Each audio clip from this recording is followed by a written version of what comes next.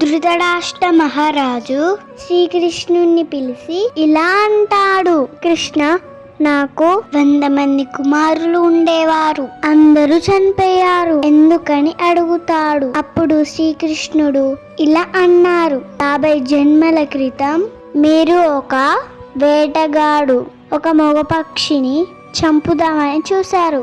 మీ బాణం గురి తప్పింది. ఇప్పుడు తన మీద కోపంతో 100 మంది పిల్లలున్నారని గ్రహించి తన గూడు దగ్గరికి వెళ్ళి మరి ఆ 100 మంది పిల్లలని చంపించేశావు.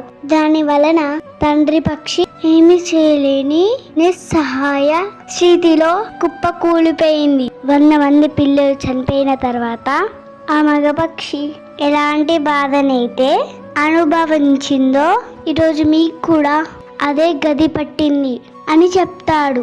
అది సరే, దానికి 50 జన్మలు ఎందుకు పట్టింది అని ధృతరాష్ట్ర మహారాజు శ్రీకృష్ణుని అడిగారు. 100 మంది పిల్లలని కనాలంటే ఎంతో పుణ్యం కూడబెట్టుకోవాలి.